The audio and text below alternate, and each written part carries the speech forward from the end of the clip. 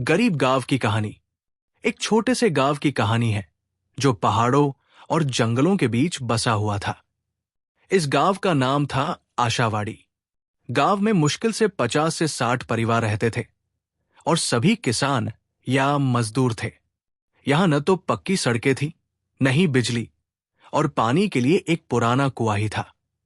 लेकिन इसके बावजूद गांव के लोग मिलजुल कर रहते थे। गांव की समस्या। आशावाड़ी गांव की सबसे बड़ी समस्या थी गरीबी। खेती के लिए जमीन बंजर हो चुकी थी और बारिश भी समय पर नहीं होती थी। लोग दिन रात मेहनत करते, लेकिन उनकी मेहनत का फल कभी संतोषजनक नहीं होता। कई परिवारों के पास 2 वक्त की रोटी का भी इंतजाम मुश्किल था। बच्चों को पढ़ाई का मौका नहीं मिल पाता क्योंकि पास में कोई स्कूल नहीं था। अमन का सपना। गांव में एक लड़का था जिसका नाम था अमन। अमन का सपना था कि उसका गांव खुशहाल हो और यहां के लोग सुखी जीवन जी सकें।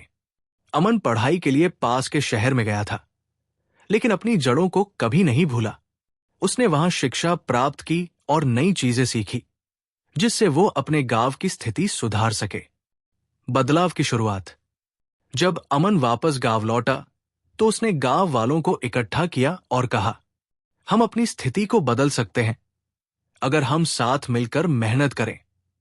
हमें सरकार की योजनाओं का लाभ लेना होगा और आधुनिक खेती के तरीके अपनाने होंगे। गांव वालों ने शुरुआत में अमन की बातों पर विश्वास नहीं किया क्योंकि वे पहले ही कई बार धोखा खा चुके थे। लेकिन अमन ने हार नहीं मानी। उसने खुद खेत में काम करना शुरू किया और नई तकनीकों का उपयोग कर खेती को सफल बनाया।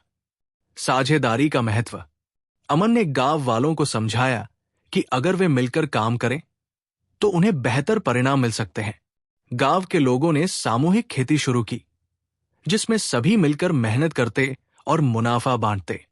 धीरे धीरे गांव में बदलाव दिखने लगा। फसल अच्छी होने लगी और लोग अपने बच्चों को पढ़ाई के लिए शहर भेजने लगे। सरकार की मदद। अमन ने गांव के लिए सरकारी योजनाओं का लाभ उठाने के लिए अधिकारियों से संपर्क किया। उसने गांव में एक प्राथमिक स्कूल खुलवाया और सोलर पैनल लगवाकर बिजली की समस्या को हल किया। साथ ही उसने एक छोटे बांध का निर्माण करवाया, जिससे पानी की समस्या भी दूर हो गई।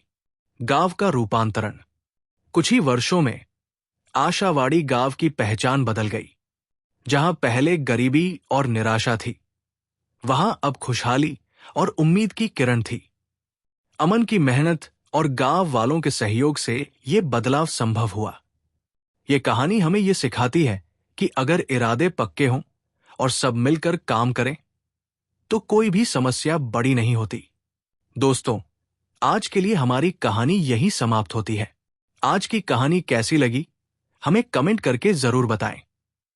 कल हम एक नई कहानी शुरू करेंगे। तब तक के लिए अलविदा।